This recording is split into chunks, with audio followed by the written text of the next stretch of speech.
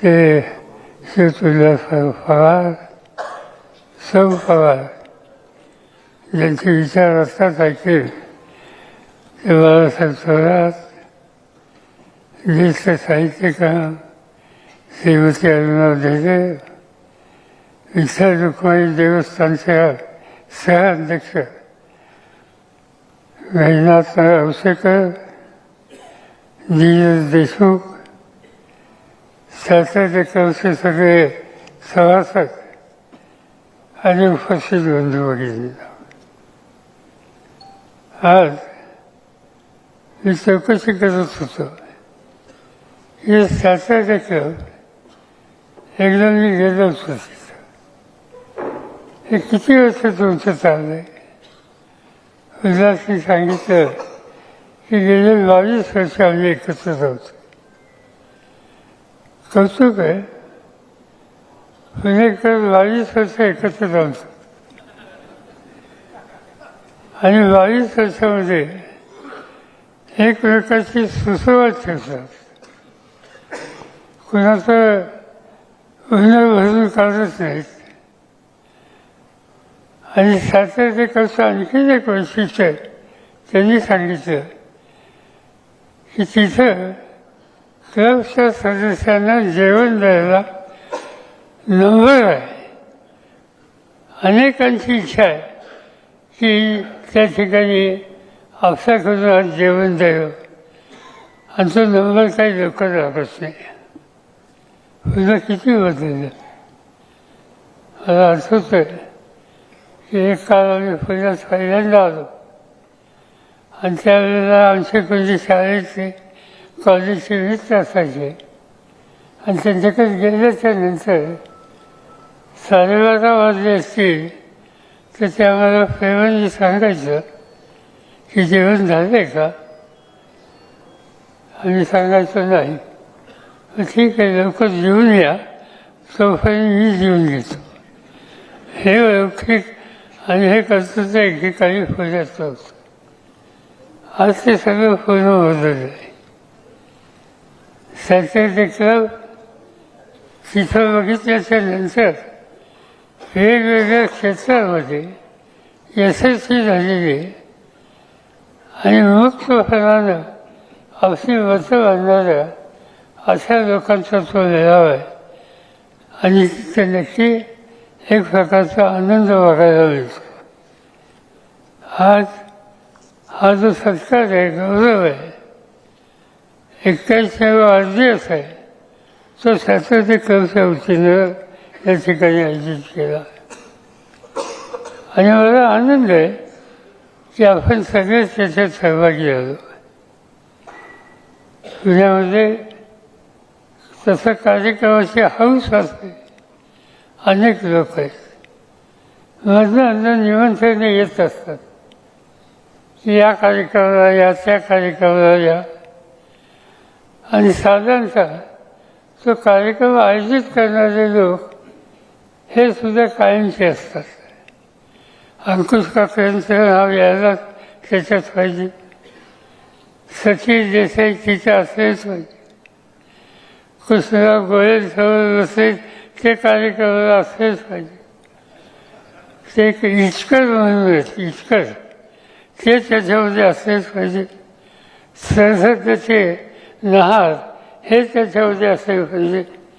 हे पुण्याच्या वेगवेगळ्या संधीने प्रोग्राम आयोजित करणाऱ्या आणि त्या यशस्वी करणाऱ्या या लोकांची नावं आहे. आज त्यांच्याबद्दलची आस्था असलेले सगळे लोक या ठिकाणी एकत्र उल्हास काँग्रेसच्या विचारामध्ये व आयुष्य बांधिलकीतून काम करणारा आम्हा सगळ्यांचा एक सहकारी. युवकांच्या चळवळीमध्ये महाराष्ट्राचं नेतृत्व त्यांनी केलं. यशवंतराव चव्हाण असोत, वसंतराव दादा असोत, यांनी महाराष्ट्राची काँग्रेस वाढवली, देशाच्या काँग्रेसला दिशा दिली आणि ज्यांनी उत्तम प्रशासन दिलं अशा लोकांशी संपर्क साधण्याची संधी उद्यास मिळाली. माझ्यामध्ये त्यांच्या व्यक्तिगत जीवनाचा तो फार मोठा ठेव आहे आणि त्यामुळे त्यांचा विचार त्यांनी कधी शोधला. गांधी नेहरूंचा विचार हा देशाला एकसंघ ठेवू शकेल हे सूत्र त्यांनी स्वीकारलं आणि ते अखंडपणानं चालू ठेवले. महाराष्ट्र पातळीवर त्यांना काम करता आलं. 15-16 वर्ष महाराष्ट्राच्या विधान परिषद असो, महाराष्ट्राच्या युवकांचं काम असो, महाराष्ट्राच्या काँग्रेसचं काम असो, या सगळ्या ह्याच्यामध्ये सातत्य ठेवून बांधिलकी ठेवण्याची भूमिका उभ्या आयुष्यामध्ये उद्यासने केला. आणि म्हणून गांधी नेहरूंच्या विचाराचा एक निष्ठावंत सरकारी म्हणून त्यांच्याकडे बघितलं जातं आणि त्या आनंदानंच आपण आज या ठिकाणी उभं राहिलेलं. मी अगदी माझ्या राजकारणाच्या सुरुवातीच्या काळापासून त्यांना बघितलेलं आहे. ते आणि त्यांचं वास्तव्य नानापेठ आणि त्या सगळ्या भागात असायचं. आम्हा लोकांचं सुद्धा जाणं येणं त्या भागात जास्त असतं. गणेश पेठ, नानापेठ या सगळ्या भागात निष्ठेनं काम करणारे अनेक काँग्रेसचे आमचे सहकारी होते. या फेटांची आठवण झाली म्हणजे मला अनेकांची आठवण त्या ठिकाणी होती की त्यांनी काँग्रेसची प्रामुख्यानं बांधिलकी अखंडपणाने त्याच्यामध्ये बबनराव केदार यांचं नाव घ्यावं लागेल, विठ्ठल लटकरचं नाव घ्यावं लागेल, परदेशींचं नाव घ्यावं. हे अनेक लोक होते. कशाची अपेक्षा नाही, विचार त्याच्याशी कायम जायचं आणि त्या विचाराची ही बांधिलकी उद्यासने आयुष्यामध्ये ठेवलेली आहे. उद्याचं वैशिष्ट्य आणखीन एक आहे की राजकीय भूमिका असेल पण राजकारणाच्या बाहेरसुद्धा अनेक क्षेत्र आहेत. त्या क्षेत्रामध्ये सुसंवाद आपण ठेवला पाहिजे. अजून वारकऱ्यांची असेल नंतर साहित्यिकांची असेल. अनेक वेळेला आमच्या बैठकात आल्या. महाराष्ट्राच्या अनेक जिल्ह्यामध्ये आम्ही एकत्र फिरलो. त्यांच्याकडे युवकांचं नेतृत्व होतं. त्यावेळी नुकतंच मी राज्य सरकारमध्ये गेलेलो होतो मंत्रिमंडळामध्ये आणि त्यामुळे साधारणतः महाराष्ट्रातली ही तरुणांची सगळी फौज ही माझ्या आसपास असायची आणि त्याच्यामध्ये महत्त्वाचा वाटा हा उल्हास असायचा. अनेक ठिकाणी मला घेतो. औरंगाबादला आम्ही गेलो की औरंगाबादचे सगळे तरुण त्याच्यात साहित्यिक असतील, त्याच्यामध्ये कलावंत असतील, त्याच्यामध्ये नादू महानोरसारखे उत्कृष्ट कवी असतील, जवाहर राठोडसारखा एक उपेक्षित समाजाचा कवी त्या ठिकाणी असेल आणि या सगळ्यांची बैठक उल्हासासह सुरेलाही गेस्ट हाऊस म्हणून तिथे एक जागा आहे आणि त्या ठिकाणी रात्र बसून आम्ही लोकांनी घालवलेले. अनेकांच्या कविता ऐकलेल्या आहेत. साधी खेड्यापाड्याची मुलं पण उत्तम विचार मांडायचे. मला आठवत आहे की जवाहर राठोड यांच्यावरचा सहकारी आणि आम्ही सगळेजण एक दिवशी असंच औरंगाबादला बसवल्याच्या नंतर फरमाईश सुरू झाली. प्रत्येकजण आपली कविता तो बापूराव जगताप ते असोत, महानवर असोत, जवाहर राठोड असोत, त्याच्यामध्ये आम्हा सगळ्यांच्यासमोर मराठवाड्यातल्या या नव्या कवींचे उत्तम काव्य ऐकायला मिळायचे. मला आठवत आहे एक पाथरवट नावाची कविता जवाहर राठोड लिखली. पाथरवट म्हणजे चौकडी छिन्नी घेऊन दगड फोडणारा. आणि त्या कवितेचं सगळी कविता मला आठवत नाही, पण ती कविता असं सांगते की मी पाथर होत उन्हा तासामध्ये बसून घाम घालून हा दगड फोडतो, त्याच्यातून मूर्ती बनवतो. आणि ती मूर्ती बनवल्यानंतर तुम्ही वाजत गाजत तुमच्या मंदिरामध्ये ती मूर्ती ठेवता, तिचं दर्शन करता, तिची पूजा करता. आणि हे सगळं करणारं मी. आणि मी पाथरवर तुमच्या मंदिरात येतो म्हणल्यानंतर तुम्ही मला त्या ठिकाणी प्रवेश थांबवता. का? तुम्ही उच्च कुलाचा नाही, मी उपेक्षित कुलाचा आहे. आणि म्हणून तो प्रश्न पुढे विचारतो. मला अशी गंमत वाटते की तुमचा देव बनवणारा मी आणि मला परवानगी देत नाही. याचा अर्थ तुम्हाला स्वीकार घ्यायचा आहे. देवाला बनवण्याची ताकद आणि दृष्टी असलेला ज्याच्याकडे आहे त्याच्याकडे दुर्लक्ष करणं तुम्हाला परवडणार नाही. अशी एक कविता ही त्या काव्य संमेलनात आली. आणि त्या सगळ्या घोळक्यामध्ये उद्यासुद्धा आम्हा सगळ्यांच्यावर होतं. अनेक गोष्टी सांगता येते. टिळक भवन हे काँग्रेसचं मुख्य कार्यालय. मी स्वतः टिळक भवनामध्ये 5 वर्ष राहिलो. माझ्याबरोबर मला असं खोलीसुद्धा तीच होती. आम्ही एकत्र तिथं अनेक वर्ष राहिलेले होतो. तिथे गेल्याच्या नंतर आजूबाजूच्या सगळ्या परिसराचे आणि महाराष्ट्राचे सगळे वेगवेगळे जिल्ह्याचे काँग्रेसचे नेते येत असत. गप्पा गोष्टी चालत असत. आजूबाजूला अनेक ॲक्टिव्हिटी येत असतात आणि त्या सगळ्यात आम्ही सहभागी होतो. आचार्य अत्यंत मराठा त्याच्याजवळच निघायचा. त्या मराठामध्ये त्यांनी काय लिहिलं, काँग्रेसची टीका काय केली, त्याला उत्तर काय द्यायचं, या सगळ्याच्या चर्चा टिळक भवनामध्ये आम्हाला लोकांच्या होतात.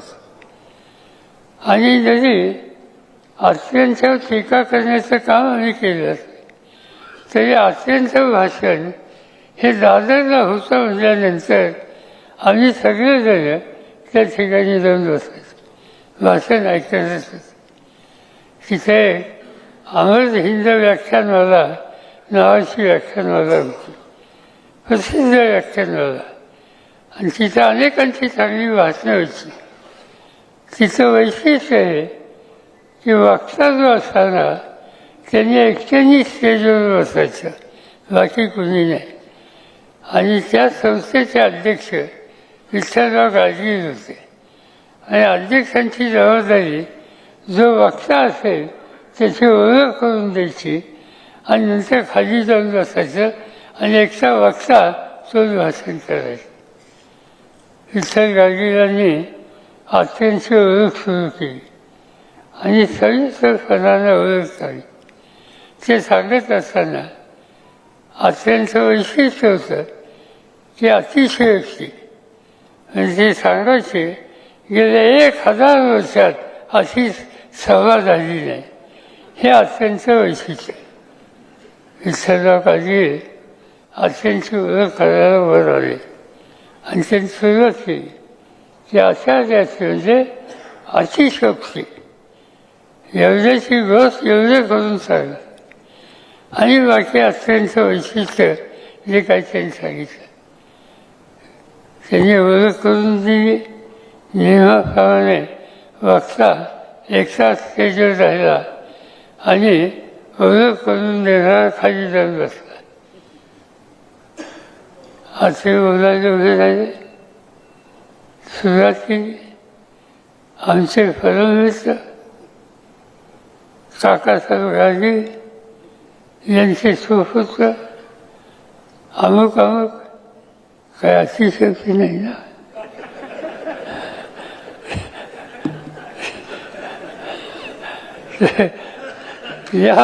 या प्रकारचं भाषण हे अत्यंत आम्ही एकत्र ऐकलेले. आणि अशा अनेकांची भाषणं त्या ठिकाणी त्या काळामध्ये ऐकली गेली. अनेक त्या ठिकाणी गोष्टी सांगतायची. यशवंतराव चव्हाणांचं भाषण आणल्यानं आम्हा लोकांनी ते कधी शोधलं नाही.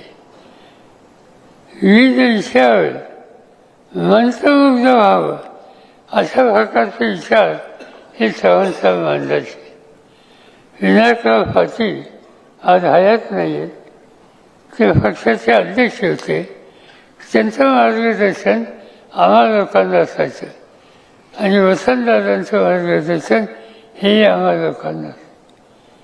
ही मोठ्या मनाची माणसं आहेत. या सगळ्या लोकांचं अंतःकरण हे फार मोठं होतं आणि महाराष्ट्राच्या नेतृत्वाची फळी या ज्येष्ठ लोकांनी उभी केली आणि वर्षानुवर्ष महाराष्ट्र एक देशाचं चांगले राज्य होऊ शकला.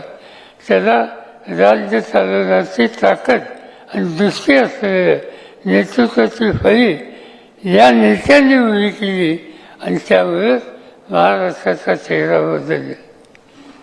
आज या लोकांचं मन किती मोठं आहे याची अनेक उदाहरणं सांगता येतील. मला असंच आहे, काँग्रेसमध्ये आम्ही होतो, काँग्रेस दुभंगली, इंदिरा काँग्रेस वेगळी झाली, स्वर्णसिंग काँग्रेस वेगळी झाली, आम्ही लोक स्वर्णसिंग काँग्रेस होते, चव्हाणसाहेब होते, आणखीन लोक होते आणि निवडणूक झाली. निवडणुकीमध्ये स्पष्ट बहुमत मिळालं नाही.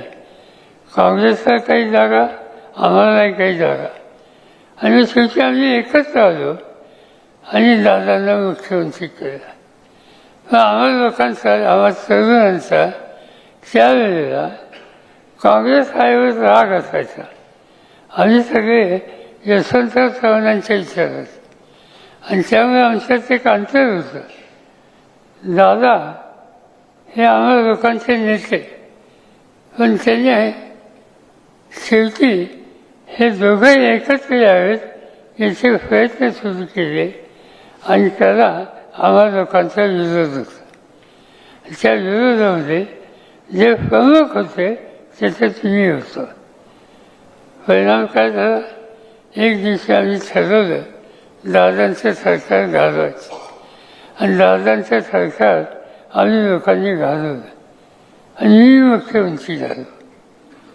माझ्या हातात सत्ता आली आणि सांगायचं कारण असं आहे की त्याच्यानंतर 10 वर्षाच्या नंतर आम्ही सगळे पुन्हा एकत्र आलो आणि राज्याचा मुख्यमंत्री कोण करायचं याची बैठक होती.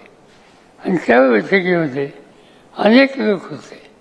रामराव अधिक होते, शिवराव निलंगेकर होते, आणखी अनेक उत्सुक होते.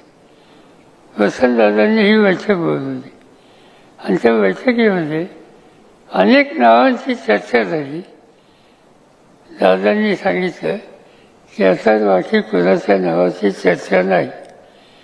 आज पुन्हा एकदा पक्ष सावरायचा आहे आणि पक्ष सावरायचा असेल तर पक्षाचं नेतृत्व सरस कर द्यायचं हा निकाल त्यांनी त्या ठिकाणी. ज्या व्यक्तीचं सरकार मी पाडलं ही व्यक्ती पुन्हा गांधी नेहरूचा विचार मजबूत करायचा असेल तर त्यांनी काय केलं ती गोष्ट विसरून मोठे अंतर करणारी पुन्हा एकत्र करण्याची भूमिका मानणारं असं हे नेतृत्व त्या काळात काँग्रेसने नेलं होतं.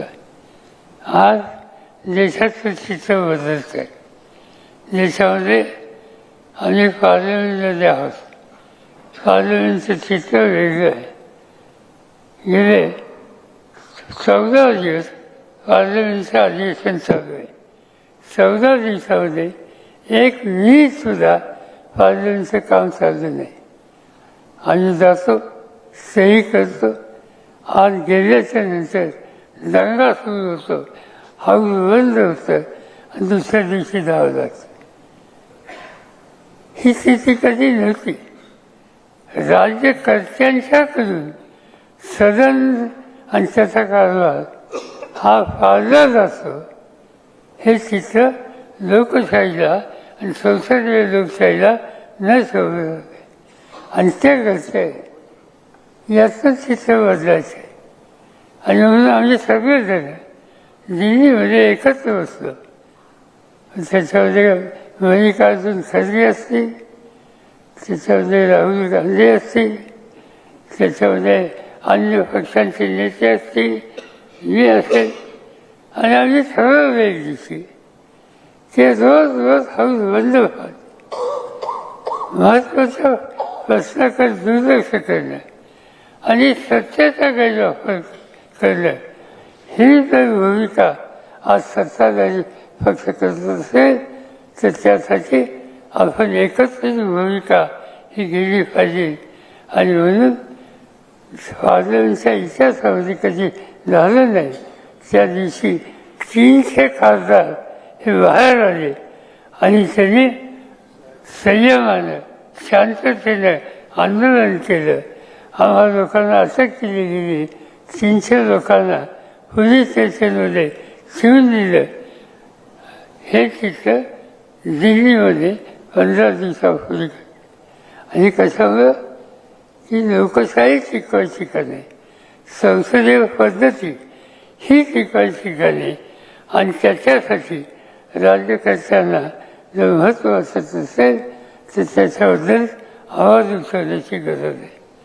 काल मी प्रधानमंत्र्यांचं भाषण ऐकलं. देशाच्यासाठी लाल किल्ल्याहून एक दृष्टी देण्याचं हे काम प्रधानमंत्री करत असतात. आनंद ते त्यांच्या ठिकाणी केलं. पण प्रधानमंत्र्यांचं लाल किल्ल्यावरून होणारं भाषण म्हणजे 15 ऑगस्ट भाषण आणि त्याच्यामध्ये जवाहरलाल नेहरूंचं नाव येत नाही म्हणजे अस्वस्थ होतं. आयुष्यातली उमेदीचा काळ ज्यांनी स्वातंत्र्याच्यासाठी दिला कशाचाही विचार केला नाही, घराचा विचार केला नाही.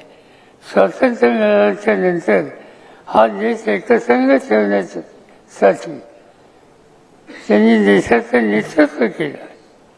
दुनियेमध्ये भारताचं नेतृत्व याची माहिती वाढवण्याचं काम केलं. जगामध्ये शांतता प्रस्थापित झाली यासाठी पंचशील तत्त्वज्ञानाचा विचार जगाला मांडला.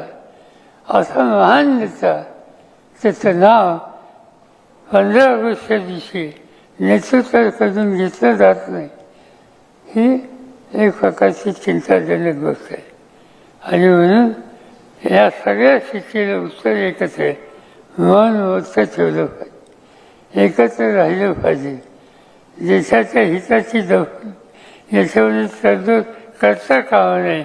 आणि हे जर करायचं असेल तर गांधी नेहरू यांचा विचार तुम्ही दुर्लक्ष करू शकत नाही. आज उल्हास पवार कवन आयुष्य गांधी नेहरूचा विचार यांनी केलेले आहेत आणि त्यामुळेच त्यांच्याबद्दलची आस्था आणि कौतुक हे तुम्हाला मला सगळ्यांना आहे. आणि म्हणूनच आपण या ठिकाणी जमलं. उल्हासा तुम्ही जे विचारधारा स्वीकार त्याच्याशी तुम्ही कायम आहात आणि कायम राहाल. दिवस सोपे नाहीत पण चिंता करण्याचं कारण नाही. विचारधारा मान्य असलेल्या सगळ्यांना संघटित करू आणि पुन्हा एकदा गांधी नेहरूच्या विचाराची बांधणी आपण करून देशाचा चेहरा हा बदलेल कसा याची काळजी घेऊ. ही एवढी खात्री आपण देऊया आणि त्या रस्त्याने जाऊया. मला आनंद आहे की आजच्या बैठकीमध्ये आजच्या कार्यक्रमामध्ये मी उल्हासाबरोबर त्यांच्या पत्नीला पहिल्यांदाच पाहतो. त्याच्या आधी कधी होता कधी म्हणजे आतापर्यंत मी काही दुसरं कोणाला त्यांच्यावर पाहिलं नाही. पण त्यांनी सांगितलं की आमच्यामध्ये पत्नी या कधी या कार्यक्रमाला येत नाही, काय हरकत नाही. माझी स्थिती तीच आहे.